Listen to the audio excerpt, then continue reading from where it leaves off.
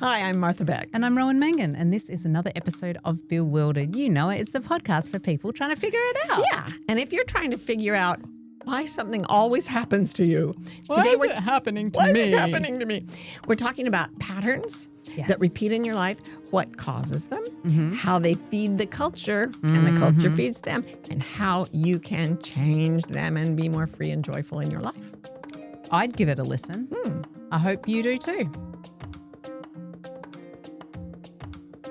What are you trying to figure out these days, Marty Beck? As usual, I'm trying to figure out how to cope with modern communication technologies. Ah, yes. To wit, the tiny square butler that I wear upon my wrist that is my little smart watch thing. Yeah. Tiny square butler. You know, for those who do not have them or have not dealt with them in any way, it's very clever. My little watch it receives texts. I see little texts that do come up and they go bing. Now, answering a text on the tiny watch, it'll come up as a tiny infinitesimal keyboard that I have to tap with one fingertip. Not a good option. No. So the watchmakers, or maybe the butler itself, created a list of possible responses. And I don't know if you've ever, you're sorting through looking for the appropriate response. Like our assistant will say, you have a call in 10 minutes. And I'll text back something like, sure, go ahead, or something, something dumb. Anyway, I thought this feature was going to save my life. And in fact, it almost did the opposite. So trigger warning for any of you who have had food poisoning. Yes. So, there is a wonderful restaurant that serves perfectly good food that you and I have shared. And on 2 consecutive weeks, we ate this food and we shared the food. It wasn't like this food was bad. From the same dish. From the same actual plate. So the first time I got a bit of a bug, started to feel yucky, threw up a couple of times, got rid of the food, and I was like, whoa, yuck, I hate food poisoning. The next week, I know this restaurant is amazing, and I love the food. So we shared a dish again. This time, I didn't just get, I don't like food poisoning.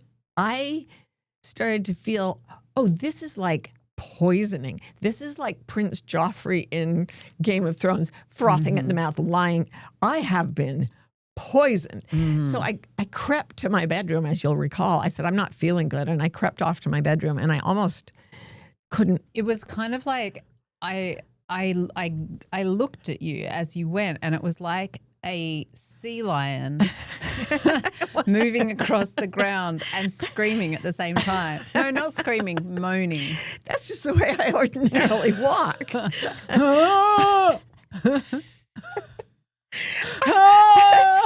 Look, Am I wrong? No, because the purging was trying to occur, but I didn't want it to occur out in the open. So I was trying to compensate. You were trying to compensate for the Technicolor scream.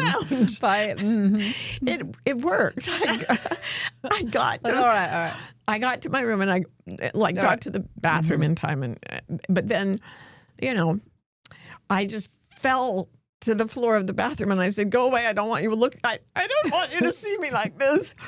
So you and Karen went off to the other place where you were watching TV. And I was lying on the floor and I was like, holy crap, I've been poisoned. And I couldn't even pull myself up to the toilet level. I was just, I was lying with my face on the floor of the bathroom, blah, blah. It was bad. So I thought, Can I ask a question? Yes. That might get me killed, but not by you. Sure. When you were thinking, I've been poisoned, did you at any time suspect the Kremlin? Because that's what would have gone through my mind. Who else? Because your little devious Australian mind, I don't know where you come up with these things. No, I was thinking more of the North Koreans myself. So that's how you asked for a baking sheet. I wanted a baking sheet. Well, the thing I wanted most was I wanted somebody to help me. I was really I was at the point of, oh my goodness. You wanted someone who wasn't allowed to see you like that. That's right. To also help you. I had sent you away. Butler. But I thought, okay, I'll call them. I can call on my phone. So On your watch. On my watch. So I got my watch because I was in no shape to go find my phone. So I got the watch up and I managed to make a phone call to you, and I went, I'm really, really sick. I think I need help, and I need a baking sheet to throw up in. Okay. So On. and then I pressed send, but I couldn't tell if you'd really heard it or anything. So then I went to the list of possible options. And I started going through it to see if one conveyed call an ambulance. Blind with pain. So I thought I was texting thank you, and instead I said just kidding. That's right. Just kidding. So then you were like, please help me. I don't think we need to go over there. Just kidding. So then I was like, oh no, they're not coming. So I called again, and I just could make little sounds that sealed it. And that I sent that. And then I tried to go to the text, and I said, oh. And it was just, I'm like, this tiny butler's going to end my life. Yeah. I'm trying to call for help, and it keeps contradicting me in the most frustrating possible way. It was horrifying. We should seriously write like a pilot screenplay for a sitcom based on this. This is so funny. It was so horrifying because I was like, every time it sent back a hee ho kind of text, I was like, they're going to believe me less the next time. They think I'm just toying with their minds. Do you remember that old Eddie Izzard bit where he announces in the middle of, now Susie Izzard, of course, now right. she announces in the middle of the show that Engelbert Humperdinck is dead. Right. And then she's like, no. And everybody's like, oh. And then she goes, oh no, he really is. And this is like what your watch was doing to you. Only, it was like, you're like, I need an ambulance. And the watch is like, did you fall for it? I mean, it felt kind of gaslighty between the two of you and your watch. Think for you weren't like blinking out. Yeah. Fortunately, Karen has almost a phobic response to even the hint that anybody might be physically uncomfortable in the slightest. So she ended up like coming over just to check, and I sent you away because I didn't want you to see me that way. So yeah, there was a lot of ambivalence going on in the entire evening, but that really frayed my last nerve when it said, just kidding. Just kidding. I love it. Never been so serious in my life. So what are you trying to figure out, Rowie? Lying to your child. Oh, yeah. It's, that's sure is something that I swore I never was going to do. Yeah. And I love the sound those life resolutions make as they go whooshing by. Past into the pit of despair. What are you lying to Lila about? Well, it's Karen's fault. Well, it generally is. Karen cannot bear, like, per your last story, she does not like illness, pain, suffering, be it physical or emotional. And she saw a reel on Instagram that when its message was conveyed, it was going to create suffering in our daughter. Oh. So she's like, I need you to have a talk to Lila. Oh. And so there is a toy. I don't want to get sued, so I'm not going to say what it is. There is a toy that turns out to give kids cancer. No big deal. I mean, I don't know if it does. Is it a pogo stick? I didn't see the reel. Okay. But Lila loves this toy. Oh. I would go so far to say Lila collects this toy. Oh. She loves the scent of it because it is so freaking toxic smelling. I know. Yeah.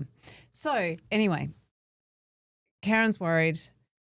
Lila comes tripping outside while I am trying to fight to the death with a groundhog that in another part of our yard I find delightful. And like endearing. But when it crosses into my fenced garden yard, I become Mr. McGregor in Peter Rabbit, and so I was fighting to put up a little fence thing around my beans. You're human beings. Farmer. Fight the groundhogs. Fighting a groundhog. Lila comes out and says, Mummy, Cuckoo said that you wanted to talk to me about my beep toy. Oh, boy. And I was like, oh, she did? Right now with the stakes and the groundhogs are coming at you constantly. Yeah. And so it's so funny because it's like when I think we talked on this podcast about at Easter when we were hide your children before I say this next bit. Yes. Where we the Easter Bunny couldn't come outside Thank you. To hide chocolate eggs. Because it would have been eaten by bears. Similar. The this eggs would have been eaten suspicion by bears. Yeah. So so what we used as the kind of like, let's lay this out for our child in that instance was we've just seen on the news, because it doesn't matter. That's right. Right? It's about conveying that news has been relayed. Right. Okay. So I didn't want to say Cuckoo was looking at Instagram and, who knows what she saw. So I, like as any good parent would, said everyone got a letter from the government saying that your toy is bad and the government came to our house. Like, remember, I'm fighting groundhogs here. Like, I'm on the spot. Yeah, and creating unbelievable conspiracy theories in this child's mind. But go on. No, you were doing well. You were doing your best. All the parents got a letter from the government, followed up by a visit from the government where they did carefully, probably in hazmat suits with like those litter picker-uppers. Right. Like dispose of take the toys back to the factory. Lila is inconsolable. Oh, God. Absolutely inconsolable. I'm still staking the ground and trying to imagine how wide a groundhog is. And she was just sobbing. And I see why Karen made me do it. It was not good. Oh. And she's like, maybe they'll find a way to remake it so that it's not toxic. She's very interested in things being toxic. Yeah. She's going to be a toxic scientist of some kind. Yeah. So she's inconsolable. And at that moment she says, I hope someone told them at the sweet shop. And I realized she's been getting these fucking toys from the sweet shop. No one at the sweet shop is watching Paranoid Parent Instagram. Yes. She's going to go there because Karen takes her there every Sunday for Sunday treat day, obviously. So then I have to do this whole thing about, I think the government's maybe counting on us to know. I feel like the government has a pilot program for people to notify. No, that's not going to. And anyway, so something's going to happen on Sunday and it's going to happen to Karen. Are you going to hurt her badly? She's going to go to the sweet shop. There's going to be that toy. Oh. It's going to be there. Oh. And her chickens are going to come home to roost. Oh, boy. I really am turning into you with my animal metaphors. You are. Yes, you are. Yeah. My heart is racing with fear. But like, what can I do? I can't make the shop not stock the thing. Tell her to go to another shop. There is no other shop. Another sweet shop? Are you out of your mind? Is it the Willy Wonka factory or something? Wish it was. She could go to a gas station. All right. Yeah, they have sugar everywhere. All right. Well, we'll see if that eventuates. Stay tuned. Good heavens. Oh, yeah, it is. It is a slippery slope when you start lying to your kid about publicly available things. Mm-hmm. Hi there. I'm Ro, and I'll be your podcaster for today. Do you know how to tip your podcaster? It's actually pretty easy. You can rate our pod with lots of stars. All your stars. You can review it with your best superlatives. You can even subscribe or follow Bewildered so you'll never miss an episode. Then, of course, if you're ready to go all in, our paid online community is called Wilder, a sanctuary for the bewildered. And I can honestly say it's one of the few true sanctuaries online. You can go to wildercommunity.com to check it out. Rate, review, subscribe, join, and you all have a great day now. So, Marty, I had an exciting morning yesterday. Uh-huh. I now do morning pages. Oh, yes. And that is the Julia Cameron exercise where you write freehand 3 pages every morning. It's really awesome. Yeah. It's a brain dump. It's fabulous. And I was doing my morning pages and I was like, because that's sort of when I brain dump, this is what comes out. Have you been plagiarizing from my morning pages? And someone should set that to music. It is music. Go on. It is music when I complain to my pages. Anyway, I was doing a meh because I was like, and I always do this and la la. And then I was like, wait a minute. I always do this. And I was like, why do I do it and when do I do it and where do I do it? And I found all these wheres and all these whens. Didn't really get to the why. No, because But, yeah. you know, that's what I'm hoping we can get so to you today. have a pattern. I have a general pattern. A pattern of behavior and circumstance that seems to repeat and repeat and repeat in your life. So having coached people all these many years, this is what you start to see if you're on the other side of their story. You watch them talk about the fact that they basically are replicating a very similar situation over and over and over in different areas of their lives. And it often goes back like all the way to childhood, and they're very frustrated, and frequently they cannot see it. They just, it's in their blind spots. It's obvious when you just hear them talk for a few hours, but they don't see it. So your morning pages serve that function of getting you to go, oh, you noticed I'm repeating a pattern. And it is so invisible. Yeah. It's fascinating when you see that blinding flash of the obvious, like, oh my God, I always. Yeah.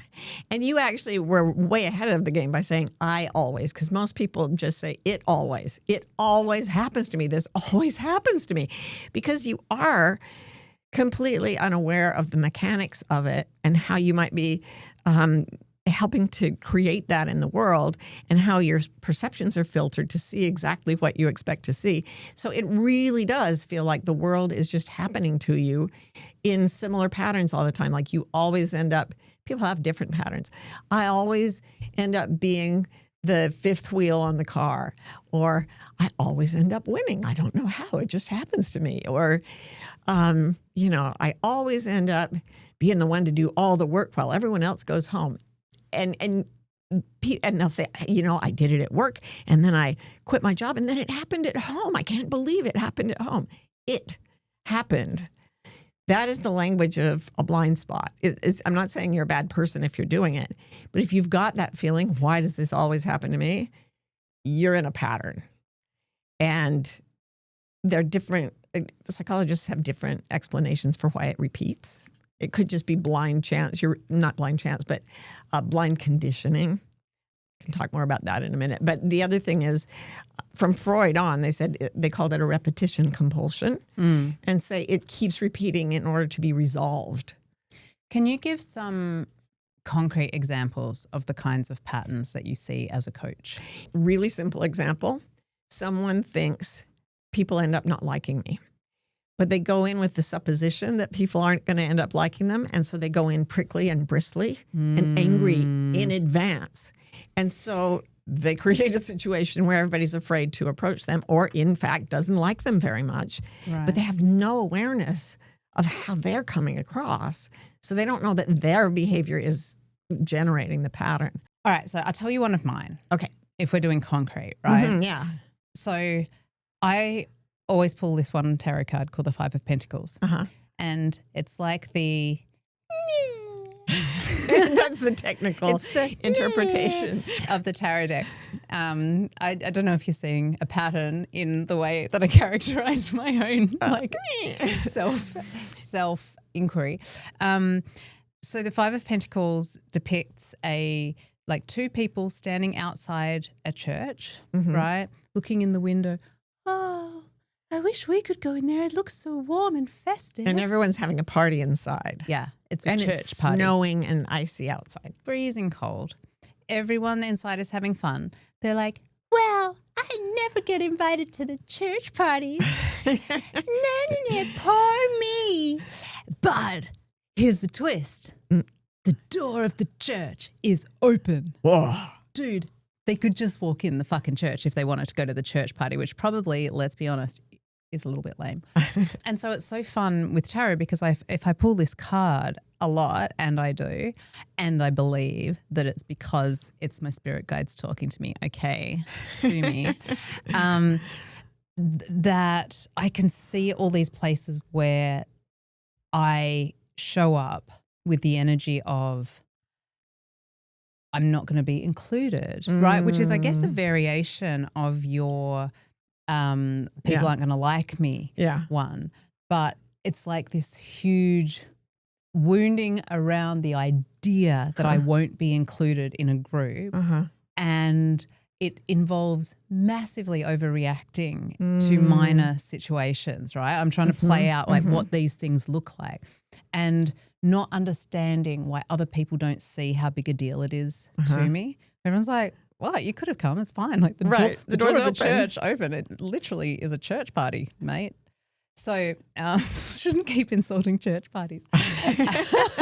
No, that's where we all want to be is the point here, which is a whole different way to get in trouble. Okay, let's move on. Anyway, so that has been fascinating for me and now we have the shorthand of that pattern for me. We can say, that's five of Pentacles. You know what's a big pattern for me? What? Life coaching. Because seriously, I am so bad at human interaction. I don't know what to do. And all I did was go to school. And school felt safe, school felt comfortable, and the teachers were in charge. So somebody comes and says, hi, how you doing? And I'm like, I can fix you. No, sit down. I've got this. And they're like, you don't have to. I'm like, oh, yes, I actually do. And then they're like, cool. And finally I started charging for it. But I cannot stop it. I can't not do it. I mean, now I'm aware of the pattern, but boy, when I don't feel safe. You're just life coach. I just put on the hat, man. I feel like we should put that in our sitcom pilot that we're writing. Because I just think the idea of someone who, whenever she's under stress, begins frantically life coaching everyone around her. Like you're in a car accident and the paramedic is trying to cut you out. And you're like, where else has that shown up in your life? Actually, that's a really good question to detect patterns. I know. And the paramedic, there's a reason he became a paramedic, right? Because he was always helping mom and dad out of their predicaments. So let's talk about that, right? Let's talk about like how these patterns get imprinted on us. Okay. Because I'm going to guess, because we're talking about therapy stuff, that it's something to do with our childhood. Oh, yeah. Yeah. It is. And even like infancy, it's about, I mean, we were talking about this and you said, well, what are the theories? And I said, it goes all the way back to the basic Pavlovian conditioning. So if you've never heard of this, Pavlov was a dude. He had dogs. He fed them. He measured their saliva. It was all fine. That was his pattern. That was his pattern. Where else he measures his wife's saliva? He measures the saliva of his crossing guard. The man was obsessed. And then he found, and he would ring a bell and feed the dogs and they drooled like crazy, which I'm sure gave him a lot of happy moments. Then he measured that. Yes, he did. And then he tried just ringing the bell without giving them food and they still drooled like crazy. So he said their not even their psychology, but their biology was conditioned that when they had a certain stimulus, bing, their bodies got ready to process food and produced quantities of his favorite substance. So it's simple like behavioral reinforcement. Yeah, it later became behaviorism. If you reinforce something positively, here, I'll go to the sweet shop with you, get you an illicit toy. That creates a lot of behavior to make that happen again. Yeah. And if there's something negative that happens, mom is now hunting groundhogs and I'm traumatized by it and telling me bad news about my toys. You do a lot of things to try to Avoid keep it. that from happening again. But here's the tricky part. If you've got something positive that's working for you, that's fantastic. You know, be polite. People like it better. If that's your pattern, keep it. It's fine. It works, right? Right. But the patterns that come up as blind spot patterns are the things that we don't realize we're doing to try to fend off disaster or please someone who was like really not okay.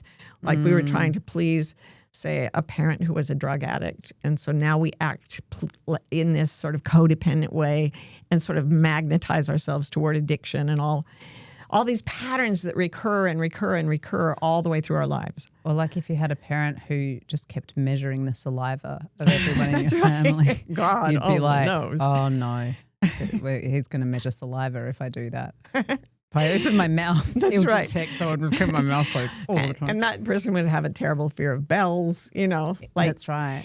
Yeah, so the thing is, it happens so young often. It's even pre-verbal.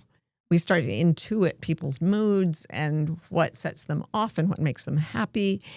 And to the extent that that situation is not functional for us or it's not based in the truth or whatever, we replicate those patterns into adulthood to our own disadvantage. We suffer from it. And I think one of the reasons why these patterns can be so invisible is that when you are that young, your whole point is, what is the world? Show me what it is. What is it to have a body and live in 3 dimensions and have other creatures around me and stuff like that? Like, how does it work? And so at the same time as you're learning, I can walk now, you're also learning, when my parent does this particular thing, that's a danger signal. That's a red flag for time to go upstairs or whatever it is.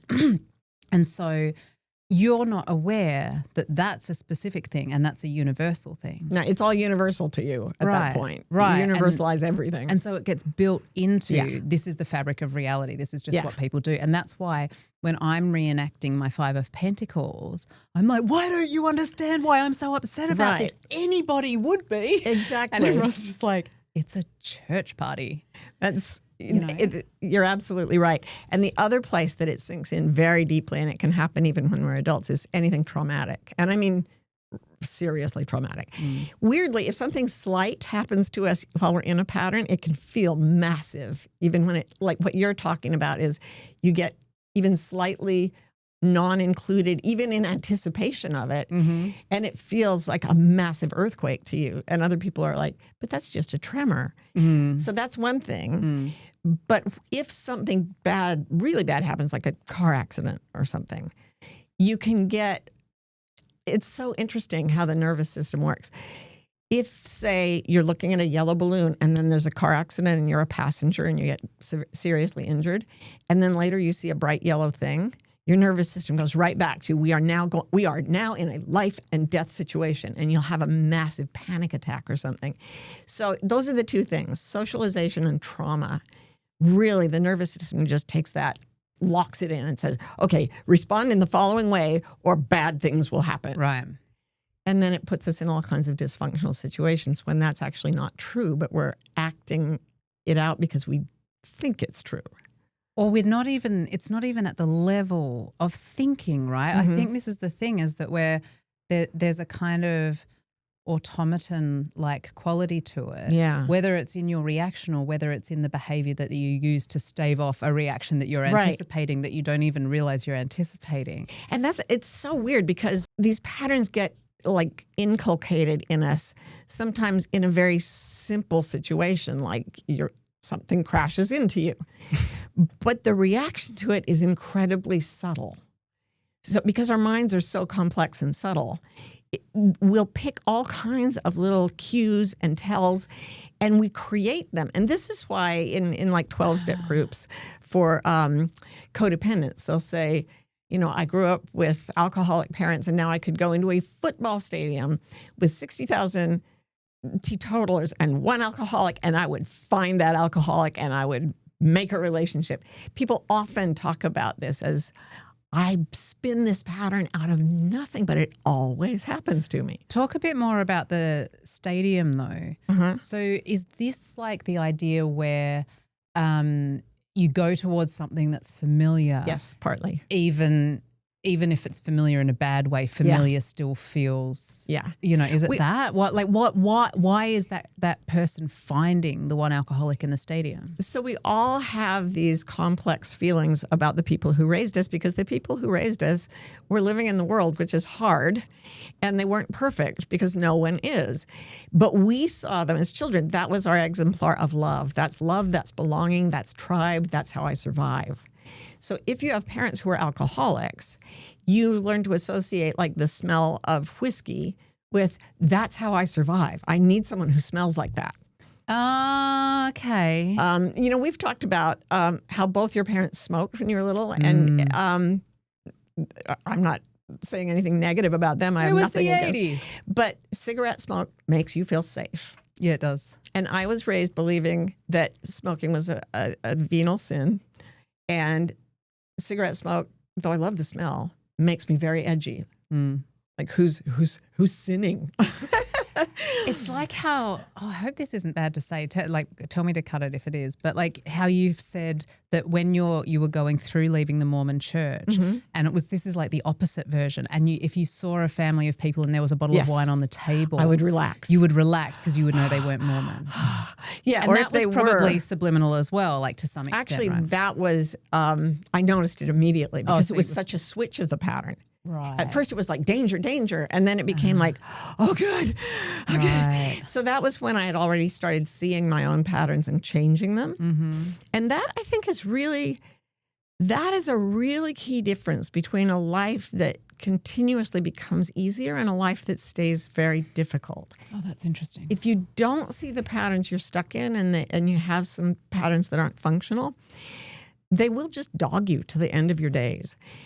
But if you start to become self-aware and you start to examine your life the way you're doing in your morning pages, you start to go, oh, there's a different intelligence that is saying, I'm not totally conditioned. I'm not totally the victim of my conditioning. I can observe this and test what my conditioning is telling me and see whether or not I like it and believe it for reals. Yeah. I mean, it's that automaton thing that I was saying, right? That you're stuck in a program of if this, then that. Right. And you've got no agency. You're just playing out a childhood algorithm that was imposed upon you probably unconsciously, as all these things are. I was just saying to you earlier, like a lot of these patterns that we enact are probably 3-4 generations old. Yeah. Like your parents are probably showing you like, don't do that, don't do that, don't do that. Right. And it's because of something that an ancestor that they didn't meet did and got in big trouble for. Then they gave to their kid, then they gave, it doesn't, like, I feel like with these things, they're so great to notice and they're so unimportant maybe to like track back to their source and try to, like it doesn't matter as much the why as the, I've got it. So I know, I'm really glad you brought this up because it's really, really interesting. When I started coaching, I was very much in the whole find the source of the trauma. And that's, you need to like dig into that and remain on it, and the talking cure will get past it. Right. And so somebody would say, I don't like Bob. I have to work with Bob and I hate Bob. Well, why do you hate Bob? Let's go back to the people Bob reminds you of, and let's go back to the original point when you got hurt by that in childhood. And we'd find that. And then we'd just keep talking about it and talking about it and talking about it. Meanwhile, they're still having to go to work with Bob. And the only thing that changed is I know why I don't like you, Bob. And at a certain point, it started to feel really stale, like it wasn't shifting. And that's when I started to do what I now call thought work, where I would just say, okay, we know where that came from. Now, is Bob really that? Or are you looking through the lens of your pattern? And even if Bob is kind of like the people who raised you, are you responding in the same way? Could you shift your behavior? Could you find your power in the situation? And that proved to be far more effective for people. Right, because I think there's like two layers of us losing agency. There's the losing agency of importing a pattern when we're a kid and then reenacting it, right? Yeah. That is a lack of agency, especially when you're doing it into your 60s and 70s. Like you're not able to choose in the moment. But then there is also a lack of agency, it seems to me. This might be controversial, that if you say, I'm like this because of X. Right. This is controversial, actually. It is. You can become the victim of the story of your victimhood to the extent that the story has power over you the way that a pattern, as a result of the story, can have power over you. What you begin to realize is that the pattern is sustained by story. Right. And shifting the story is the way to shift the pattern. Yeah, and it's not to say the story isn't true. It's to say that that telling the story becomes a repetition compulsion of its own. Yeah. Yes, it can. And then you have to be the person to whom that happened, and you can't make different choices anymore. And I've seen people who have been in therapy for so long, they're so disempowered. I know. We're going to get in so much trouble for this. I but know. Not all of them. Like, I'm not saying that that's therapy. I love therapy. I'm just saying that it can happen that way, that you can be as disempowered by your story about your own victimization. Right. So let me just get me out of trouble. Now I'm getting worried because we're going to get in trouble. If you're say you grew up with alcoholic parents, now you're married to somebody who smells like whiskey and it's horrible and they're abusive and you're stuck in it because you were socialized for it. It is a really bad situation. You really have been harmed by the situation now. But when you realize that there is a pattern at play that started out for you earlier and has played out in many situations, you have the power to then shift the story to, this always happens to me, I end up around alcoholics, to, okay, somehow I got the pattern of choosing alcoholics. Somehow when this person is acting abusively toward me, I don't stand up for myself. Okay, I now am noticing the parts where I participate in the pattern. And at first you're absolutely right. Believing what you believe, there's nothing else you could do. But the moment in one therapy system, they call it unblending. The moment there's a part of you that goes, okay, how could you respond differently? The moment you start to change that story, you gain power. You start gaining power to shift the pattern. And I think you're right. The saying, I'm this way because of my childhood and that's how I am in this situation is happening to me and that's all there is. I think that was a product of early versions of therapy that has worked to help a lot of people stay stuck. I love what you said in one of your books about the journey from why is this happening to me to why is this happening to me? Yeah, why is it? Why is it happening to me? Yeah. And it's so, and you go on with different emphases on different words, but that initial journey is so interesting. And I guess for me, because I love story and I love plot. Yes. I like a plot to move. Yeah. So I love to move from, why is this happening to me? Morning pages. Dear diary, Marty was mean to me. She made me do a podcast. Because of my childhood. That's just the truth. I'm going to a party at the church. You stay here. Make another podcast. I guess they're probably doing podcasts without me now.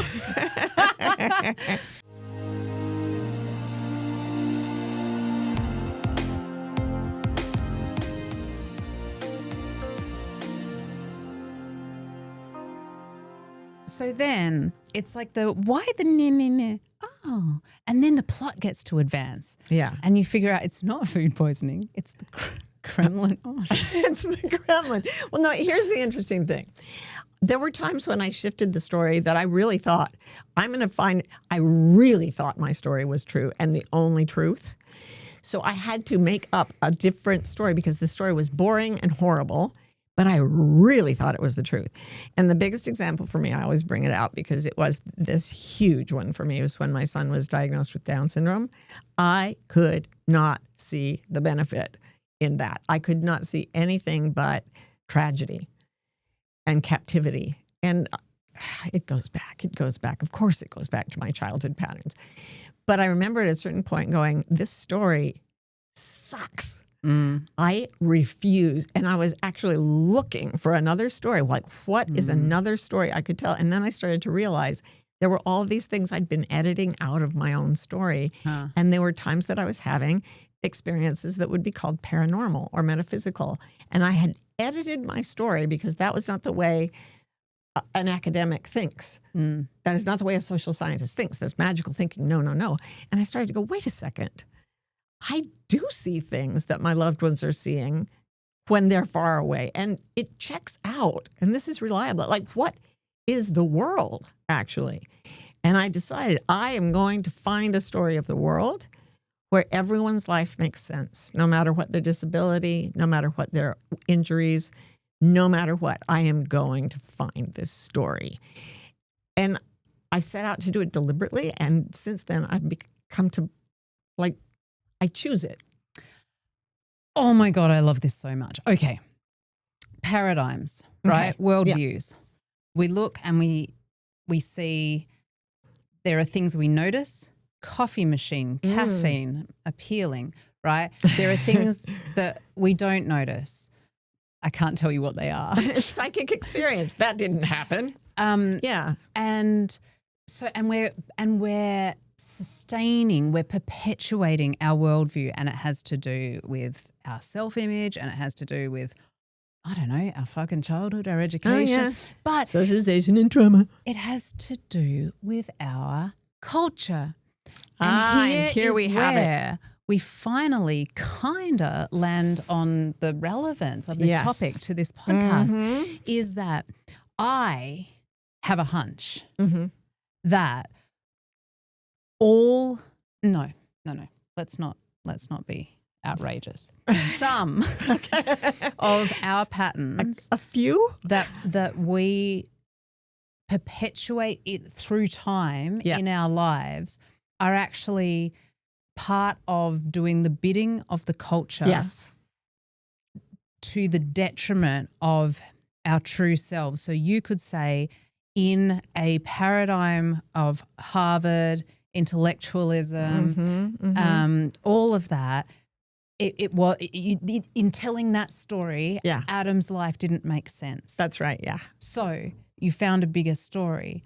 And maybe that's all we're ever doing, is finding a bigger or different story, and then it's a bigger or different culture, and it's still a culture.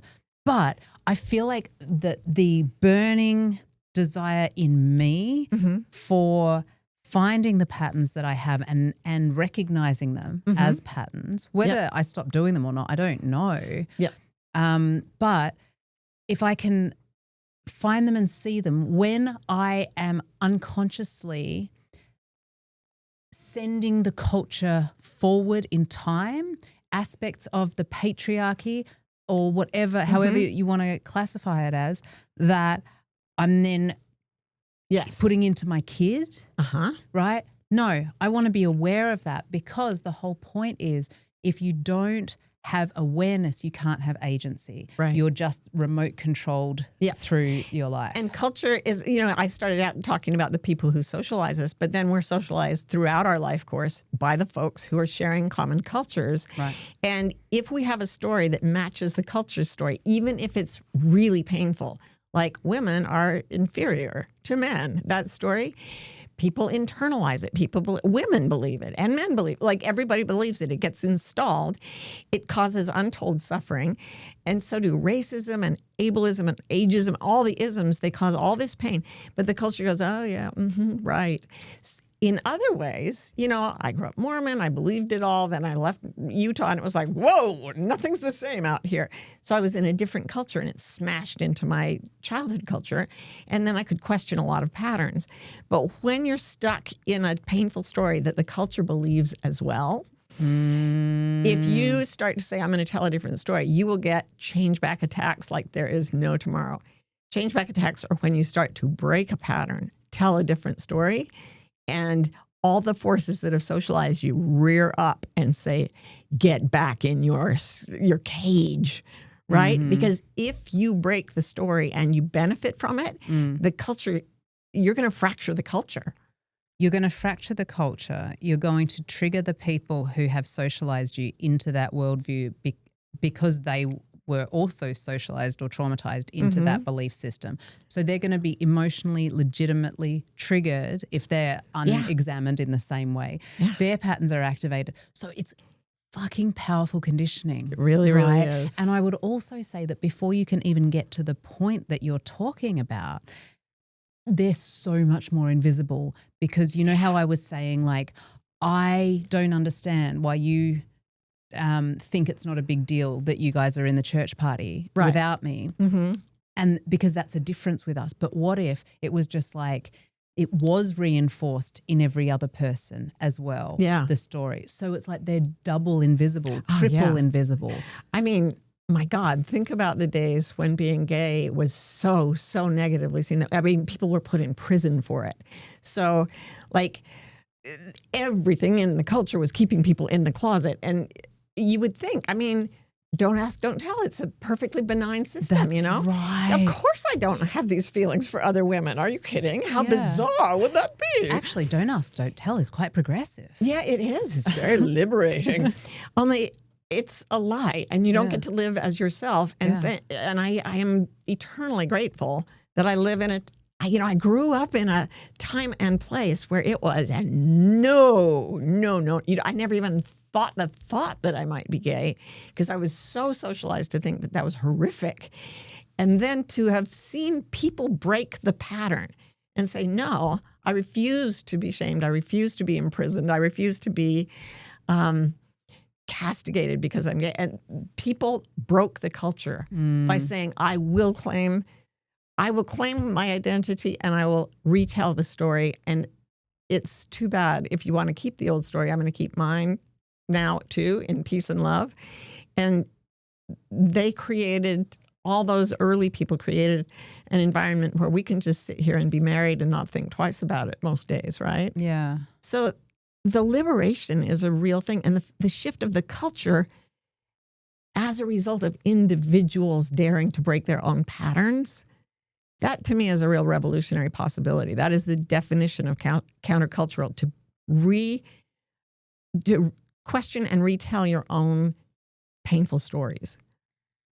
So in this case, I'm so interested that you brought up like homosexuality as an application of this for the culture, because it's forcing me to empathize with people who would have held very homophobic views, right? Because that's where the pattern is you hear about that someone might be gay and you feel disgust and you feel aversion and horror and that's someone in their pattern. And then enough people walk by them with rainbows and saying pride, not shame. And slowly that loosens the stimulus to response. Well, that is really true, and that is amazing. But when they do research on this, they find that the thing that actually shifts people is watching a gay person be gay and look normal, feel normal, just walk around being gay and not, or two gay people. Like there's I read a memoir by a woman who was the first colonel in one branch of the military service who was a woman, and she was gay. And when it came out, somebody found out, she got kicked out of the military. And her father, I think, was military too, and he was horrified. And in her book, she talks about hanging out with her partner and her father coming and being just so freaked out. And after about 4 days going, well, this is just normal. Yeah.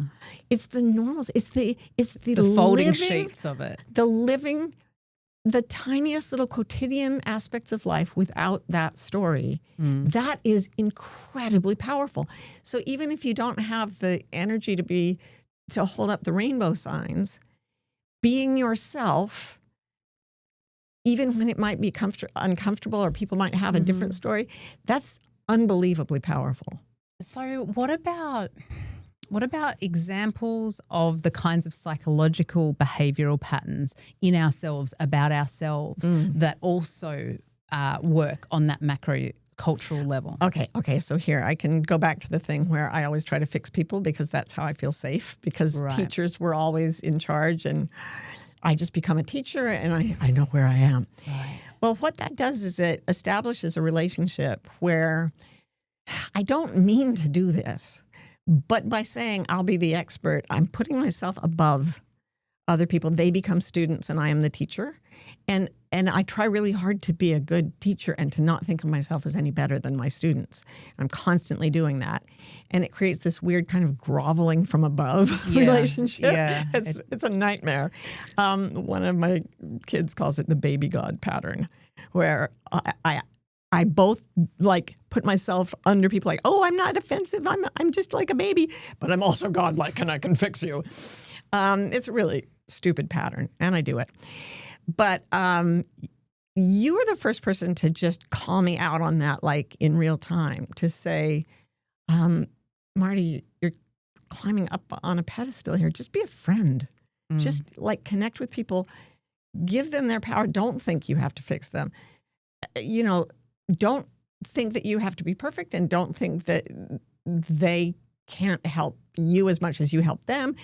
You really sort of helped me articulate that whole thing. And what happened then is I have this whole, life coaches. I train life coaches online and stuff, and there are like thousands of them now.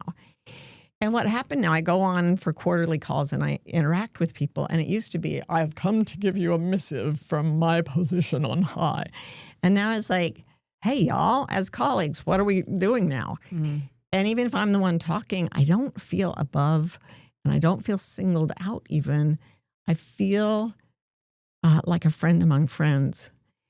Yeah. So if you're breaking that pattern in yourself where you see it, how does that relate to how the people's individual patterns could be playing out in the culture?